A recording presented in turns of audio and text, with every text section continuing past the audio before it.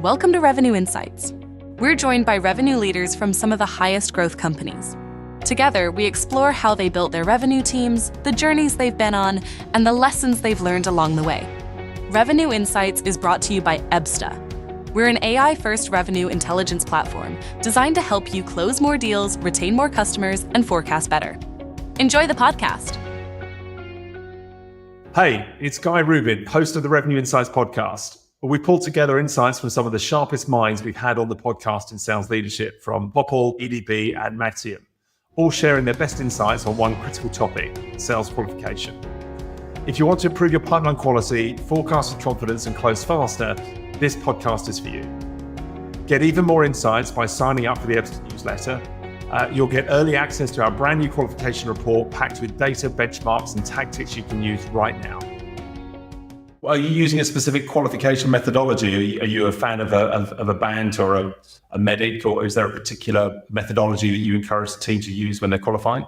I do. So I've been to, I can't tell you how many sales trainings I've been to over the year, how many books I've read, right? I mean, there's been more than I can remember. I've gone through MEDDIC, definitely.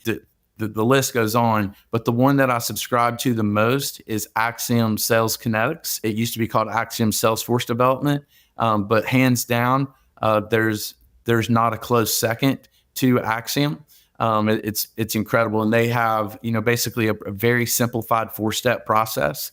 Their second step is the qualification process, and so we use their qualification process to make certain that our salespeople are utilizing their time wisely and not spending it on non-qualified opportunities.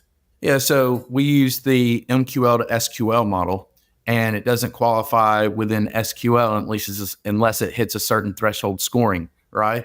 And so the ICP is part of that threshold scoring model. And so if they're not adding up, maybe their digital behavior is indicating they have a high propensity to buy, but if their ICP is not appropriately aligned, then they usually don't hit the threshold to go to SQL, so the sales are executing on them. Yeah, so I mean, it's been wonderful because, first of all, I encountered it in the early 2000s, right? The type of sales training where you go to a weeks-long sales training, you're bought in, you have every intention in the world of using it. They give you a 25-pound 3-ring binder. You go back, you put it on top of your cube, and it does nothing but collect dust, regardless of your intention of using it.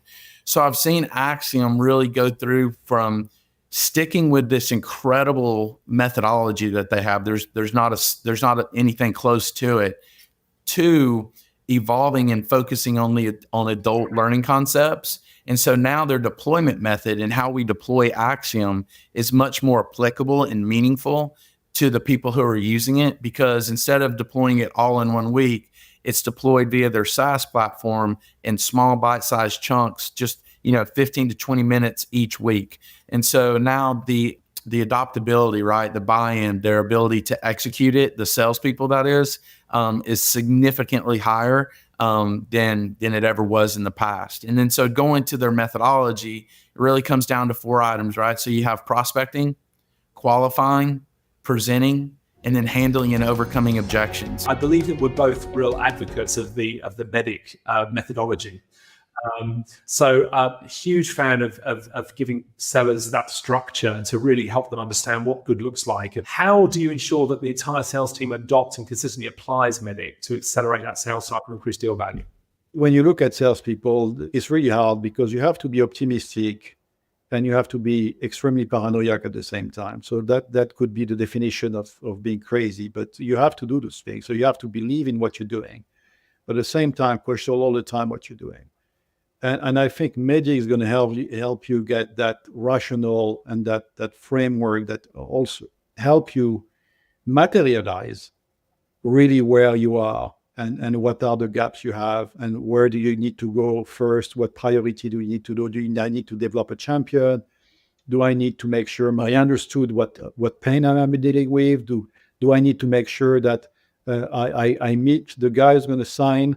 All those things, MEDDIC tells you where you are and what you have to do next. Now, back to your question, MEDDIC has been, everyone talks about MEDDIC and sometimes people say MEDDIC is a methodology where we all know it's not. It's a qualification methodology, not a sales methodology. And a lot of people, by reading MEDDIC, think they get it, right? And because it's easy to understand. But there's a big difference between understanding MEDDIC and making it second nature in every engagement you have with your customers. Because this is where it makes a difference. Once you're back at the office, if you ask yourself, oh, is this guy a champion? It's too late. You've left the room. It's important when you are in the room and when you question around the table, who can be my champion? Who are the one or two guys that can be my champion? And how I'm going to do to make sure I develop those people. So I think the challenge with MEDDIC is not understanding it, but is making sure it gets inside a second nature of the rep. And that takes time. It takes time, but back to your point, it also takes alignment in the organization to make sure the SCs, the CSM, the renewal managers, the reps, everyone speaks with the same language. So the way I've approached that is, instead of rolling MEDDIC, I've approached it by reading one by one, which is almost a letter for first quarter, a letter another quarter, starting with what I think is, we would dispute is champion or identify pain, the most important one. I think identifying the pain is probably the first one that has to go, because if there's no pain, there's no reason for you to spend time here and the customer to spend time with you. Make sure people really get that. Once you get that, you move to the second one. And that works. I often say to my team, I say, if there's an RFP, probably someone has already written it and you're not going to win it, right?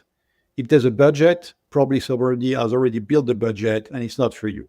So your job as a salesperson is to effectively design the demand, influence the demand, and create that budget, or take the budget from somewhere else. Back to the question you were asking earlier on MEDDIC, one of the big impacts it does for you, it prevents you from working on the wrong things. So one thing we changed this year, we made, when I took over the role, we made validate a really, really important stage. Like everything that goes off in validate, which is stage 3 for us, has to be something we're going to win. So we put a lot of pressure early in the sales cycle, and it does two things for you. One, you stop wasting time and resource on deals you're never going to win. And two, you have more time to spend time on deals that you can win and make them bigger. So really, really back to your point of pushing qualification early, asking all the questions early is really critical. I agree, Guy. That's a really, really good way to look at it. And it does something really, really important that we all see together. It removes the pink color glasses, right? Because you can talk with almost every sales guy when they come back from a customer-facing meeting. It's always amazing. It feels like the deal's tomorrow. And maybe the customer is excited too, right?